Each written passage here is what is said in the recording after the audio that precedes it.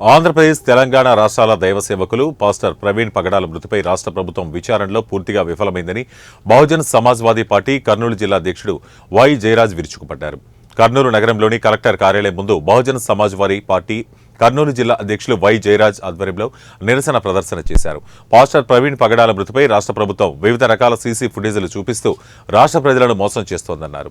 ప్రవీణ్ పగడాల మృతిపై రాష్ట్ర ప్రభుత్వానికి చిత్తశుద్ధి ఉంటే వెంటనే సీబీఐ విచారణ చేపట్టాలని డిమాండ్ చేశారు.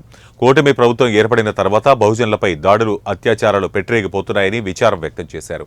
ఇలాంటి సంఘటనలు పునరావృతమైతే రాష్ట్ర వ్యాప్తంగా ఎస్సీ, ఎస్టీ, బీసీ, మైనార్టీ సంఘాల ఆధ్వర్యంలో రాష్ట్ర వ్యాప్తంగా నిరసనలు, ధర్నాలు చేపడతామని హెచ్చరించారు.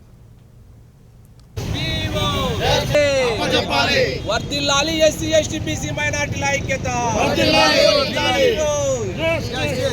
బహుజన్ సమాజ్ పార్టీ కర్నూలు జిల్లా కమిటీ ఆధ్వర్యంలో ఈరోజు కలెక్టరేట్ దగ్గర మరి 5/4/2025 తారీఖున మరి మనం బహుజన్ సమాజ్ పార్టీ తరఫున ఈరోజు ప్రవీణ్ పగడాల గారి హత్య గురించి మేము నిరసన కార్యక్రమం చేపట్టాము.